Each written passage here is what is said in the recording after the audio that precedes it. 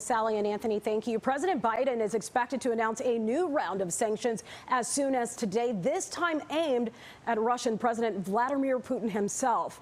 Ian Hurd joins us now. He is an expert on international law and organizations. Professor, thank you so much for joining us today.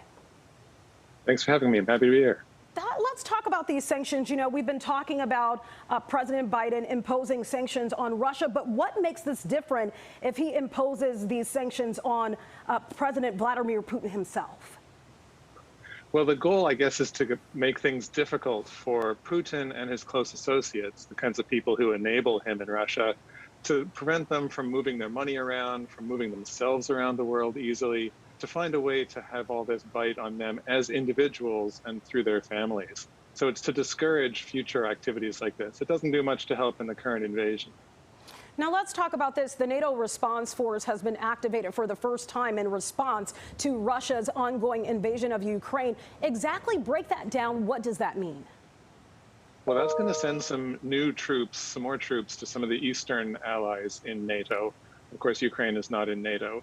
And so that'll put some more troops on the ground there from NATO countries. I think the most important thing is that it's a signal that NATO is now going to treat Putin as an enemy, as a threat to NATO. He has shown that in his actions in Ukraine to be a very real fact.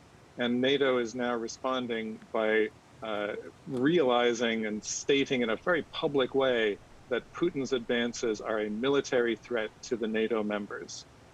You know, obviously, there's a lot of issues that trickle down to the U.S. as all of this is unfolding. But one thing a lot of people are talking about, no matter where you live, the gas prices going up. We know lawmakers now urging President Biden to release the nation's emergency oil reserves. How would that help all of us here in the United States?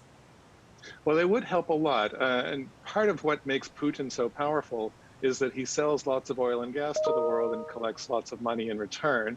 So to make him less strong and less of a threat, we can reduce the amount of oil and gas that is being purchased from Russia.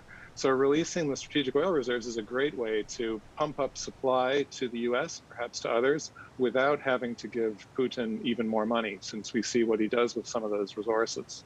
One thing that makes this different, I think, from other wars, or at least past wars, the use of social media. You see a lot of people on Ukraine, people that live there, people that may have been there visiting, expressing what their experience is. And we've just learned that Russia is set to partially restrict Facebook access. What do you make of the role of social media in all of this? Well, it's two-edged, as you say. So we can see and hear stories directly from the ground in Ukraine, as we can from anywhere in the world. And that kind of live visual is so important in documenting what's going on.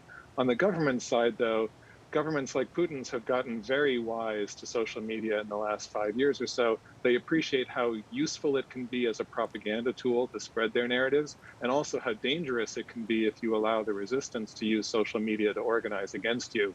So they're quite quick to switch off the resistance in social media and to pump up the phoniness through their own narratives.